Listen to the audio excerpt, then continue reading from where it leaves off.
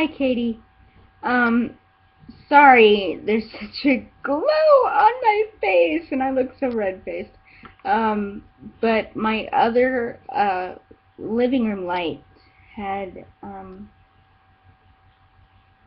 the bulbs blown out, so yeah. So I'm having to use my little desk lamp, and I have makeup on, so I promise in person I do not look this red-faced. It's just, I think it's just in the camera. I'm looking really red. I'm sorry. But anyway, I wanted to make a video response, sort of. I guess I'll tweet this to you since YouTube got rid of the video response thing. Stupid YouTube. I don't know why they got rid of it. Dumb. But anyway, so yeah, I had heard that story before and I loved it. Actually, the first time that I heard it was uh, during a Joyce Meyer sermon. I don't know which sermon it was. I want to say it was one of her Power Thoughts series sermons. She has a book that she wrote. If you guys don't know, Joyce Meyer is just Google her. She is amazing. She's a Christian Bible teacher. I always want to call her a pastor, but then I have to remember that she doesn't actually pastor a church. She just preaches around the country and around the world, and she's also an author. And a lot of her, she's a Christian Bible teacher, so a lot of her,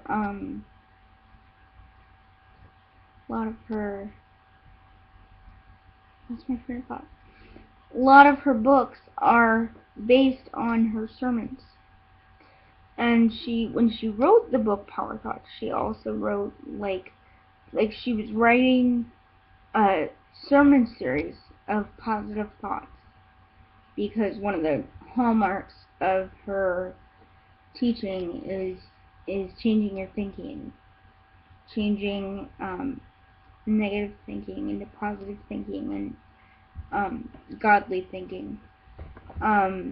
So she had written this sermon series to preach, and she realized pretty quickly it was a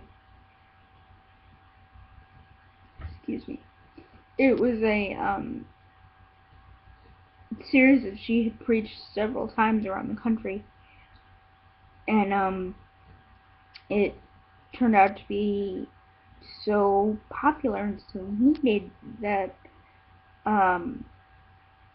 she turned it into a book so that more people who couldn't go and actually get a hold of the teachings or get a hold of her preaching that on CD or whatever could get the book. And the book is called Power Thoughts. But anyway, that's the first place where I had let me try to make the glare not so horrible, where I had seen her or heard that story. And I also wanted to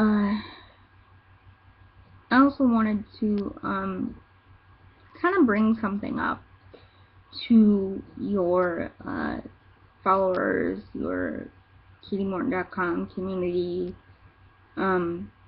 just people in general. I don't know if you know this. I know that you had done a chronic illness video like a couple of months ago, but this past week was Chronic Illness Awareness Week and Invisible Illness Awareness Week. So I will put links in the description down here to the spoon theory and also the 30-day chronic illness challenge, which I'm doing on my blog. And I will I've tagged it so that when you type in 30-day chronic illness challenge, all my posts related to that come up. So look for that on my vlog, and I'll put that in there.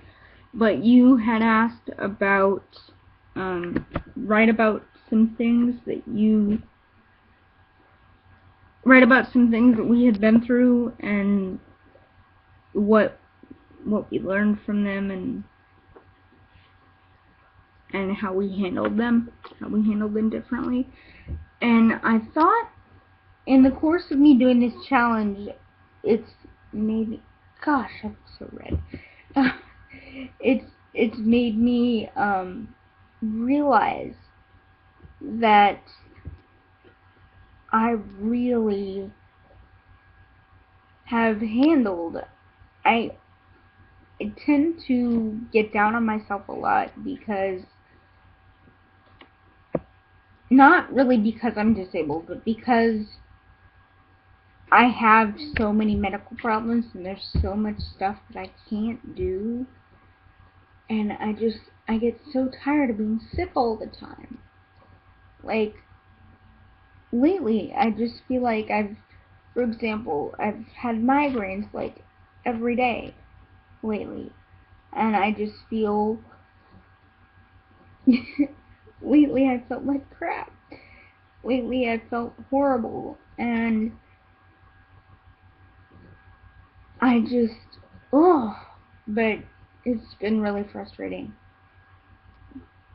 But doing this challenge has made me realize that, doing the 30-day chronic illness challenge made me realize that I don't give myself a lot of credit for the stuff that I have accomplished. Like, I graduated from high school. I wasn't supposed to live. I wasn't supposed to, like, make it through the night the day that I was born. The doctors looked at me and they were like, oh my gosh, this kid is 13.5 inches long. She's 1 pound 11 ounces. She's not gonna make it. She's not gonna make it. She's not gonna make it. She's not gonna make it. The first doctor told my mom and dad that. They, of course, were devastated because they were brand new parents. I'm the oldest, so they had no other children. They had never done the parenting thing before. But, like, just graduating high school for me, like, I get down on myself a lot because I'm 25 years old and I have yet to really finish college and get any kind of degree. But doing these challenges made me realize that graduating high school was a huge accomplishment, considering all that was up against me in the beginning. Like, I came home on a heart monitor, on an oxygen tank, and on a blood gas monitor. My parents were told 3 times that I was going to die before I was even 3 months old. And then when I was 9 months old, I got pneumonia. And that was another almost brush with death for me, because my lungs still are very, very small.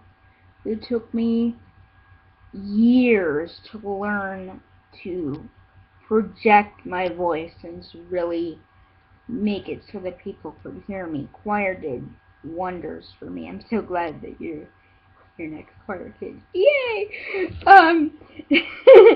But choir did wonders for me in that department, and, like, I've accomplished a lot. I might not have accomplished a lot compared to an able-bodied person, or compared to, someone, the average person who's 25 years old and who graduated high school and college and probably has kids now and all of that. But considering everything I have to deal with on a daily basis, like, yeah, I've accomplished a lot, and that realization has made me proud of myself and has made me realize that you can't always compare yourself to other people. Everybody always says, oh, don't compare yourself to other people. There's no one like you, blah, blah, blah, blah, blah. And yeah, that's true. God only made one Fallon Marie Coombs. God only made one Katie Morton. God only made one you.